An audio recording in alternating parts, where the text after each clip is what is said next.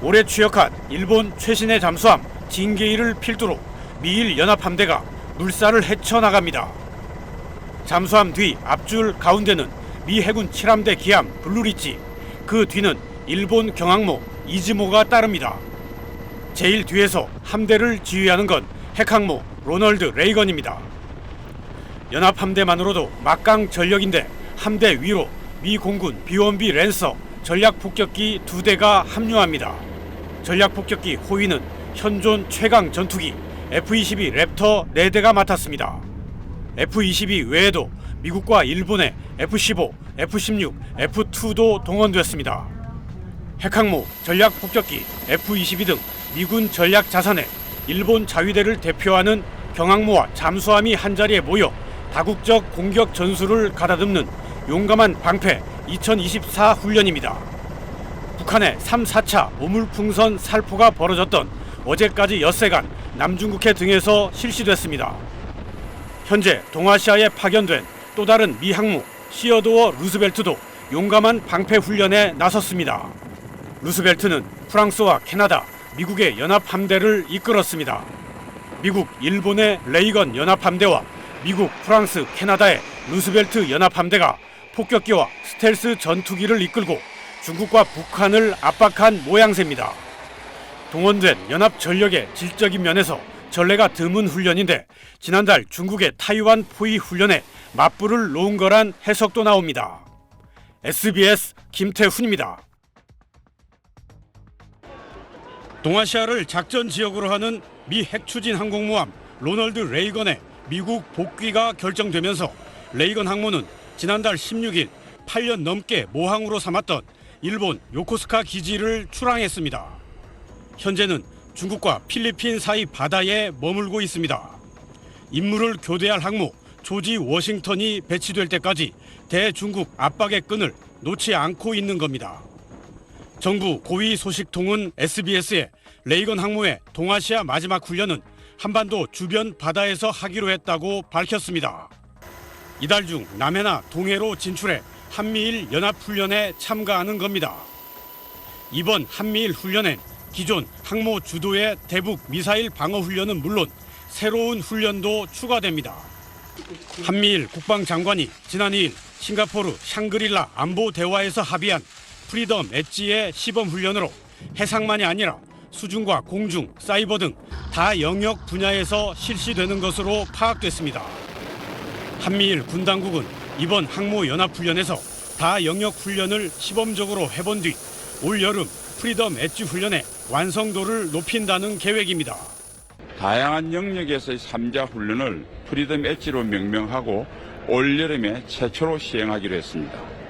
정부 소식통은 첫 시도인 만큼 항공모함이 참가하는 이번 훈련에서 다영역에 어떤 분야가 적합할지 세 나라 군 당국이 협의하고 있다고 말했습니다. SBS 김태훈입니다. 성조기와 하늘색 항모 깃발을 펄럭이며 미 해군 73번 항공모함 조지 워싱턴이 버지니아주 노포크 기지를 출항합니다. 지난 6, 7년간 핵연료까지 모두 바꾸는 대규모 정비 오버홀을 거쳐 새로 태어났습니다. 조지 워싱턴의 목적지는 동아시아입니다. We are actually the host for Southern Seas, which is George Washington's transit around South America and over to San Diego and ultimately to Japan. 9년간 동아시아를 누빈 레이건 항모와 임무 교대를 해 오는 7월 일본 요코스카 미 7함대 기지에 전진 배치됩니다. 조지 워싱턴은 스텔스 전투기 F-35C로 무장해 은밀성과 타격력이 크게 향상됐습니다. 항모용 무인 공중급유기 MQ-25도 배치되는 걸로 알려졌습니다. 작전 중 급유를 할 수 있어 함재기들이 미사일을 더 많이 싣고 원거리 작전을 할 수 있게 됩니다.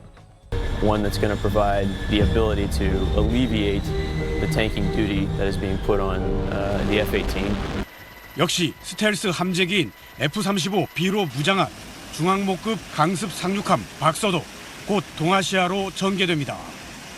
이에 맞서는 중국은 1번 항공모함 야오닝과 2번 산둥을 실전 배치한 데 이어 3번 푸제는 시운전에 돌입하는 등 디젤 추진 항공모함 3척을 바다에 띄웠습니다. 최근엔 랴오닝함 갑판에 스텔스 전투기 J-35 실물 크기 모형이 실린 장면이 포착됐습니다. 미국 최정예 항모에 맞서기 위해 중국도 스텔스 함재기 운용에 박차를 가하고 있는 건데 서태평양을 둘러싼 미중 군비 경쟁이 가열되고 있습니다. SBS 김태훈입니다. 전투기와 정찰기가 앞서 날고 해군 대형 함정들이 뒤를 따릅니다. 일본의 휴가급 헬기 항모 2세를 중심으로 좌우 양날개는 미국의 핵추진 항공모함 시어도어 루스벨트와 칼 빈슨이 맡았습니다. 스트레트, 프린스턴, 이노우에, 페랄타 등 미 해군의 순양함과 구축함도 가세해 대형 함대를 구성했습니다. 어제와 오늘 타이완 동쪽 바다에서 실시된 미국과 일본의 연합해상훈련입니다. 루스벨트와 칼 빈슨 등 대형 항모 2척에 일본의 소형 항모까지 항모급 3척에 실린 전투기와 정찰기, 헬기 등 항공기만 200대가 넘습니다. 항모와 구축함, 순양함 등 함정의 전투력까지 더하면 웬만한 국가 서너 개를 합친 해공군력에 버금갑니다. 미 해군 7함대는 이번 훈련으로 대공 방어, 해상 정찰, 전술 기동 등을 가다듬었다고 밝혔습니다. 타이완 방어 훈련이라고 적시하진 않았지만 훈련 장소가 타이완 동쪽 200km 해상이라 타이완 총통 선거 이후 불안해진 중국 타이완 양안 관계를 반영한 훈련으로 풀이됩니다. 특히 이번 훈련의 주력인 루스벨트 항모는 동아시아에 칼 빈슨과 로널드 레이건 항모가 배치된 상태에서 세 번째로 추가 전개됐습니다.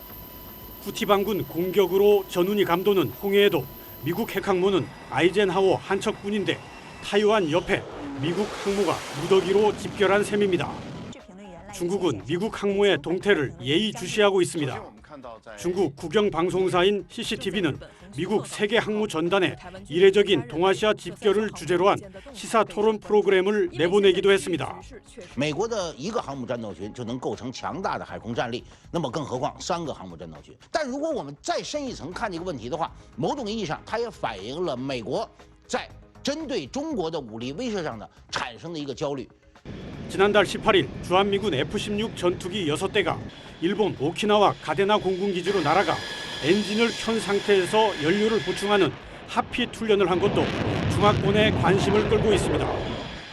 주변 지역의 미군 전력을 위기지역으로 신속하게 투입하는 훈련이기 때문에 주한미군의 타이완 전선 파견으로 해석돼 타이완 언론들이 우리 국방부 입장과 함께 주한미군 F-16의 가데나 하핏 훈련을 상세하게 보도한 겁니다.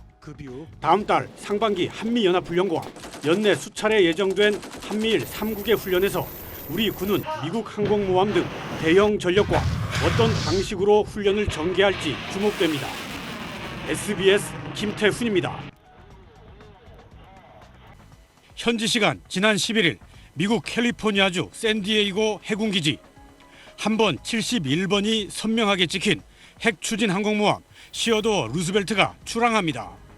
미국 군사 매체들은 시어도어 루스벨트의 서태평양, 즉 동아시아 전개가 시작됐다고 보도했습니다. 미국은 로널드 레이건 항모를 동아시아 붙박이로 배치한 상태에서 미 서부 해안이 모항인 항모 니미츠, 칼 빈슨, 루스벨트, 링컨을 번갈아가며 약 반년씩 동아시아로 전개합니다. 현재는 지난해 10월 전개한 칼 빈슨 항모가 중국 주변에서 작전 중인데 루스벨트가 이르면 이달 중 동중국해에 진입하면 미 해군 항공모함 3척이 동아시아에 집결하게 됩니다. 이스라엘 전쟁과 후티 반군 공격으로 전쟁이 벌어지고 있는 홍해에도 아이젠하워 항모 단 한 척만 배치돼 있습니다.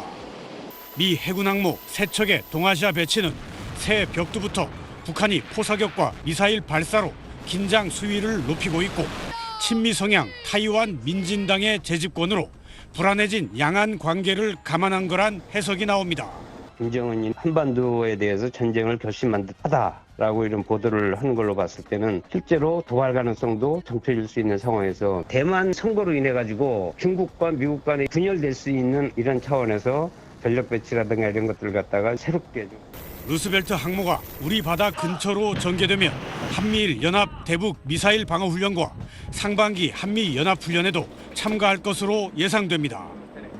SBS 김태훈입니다.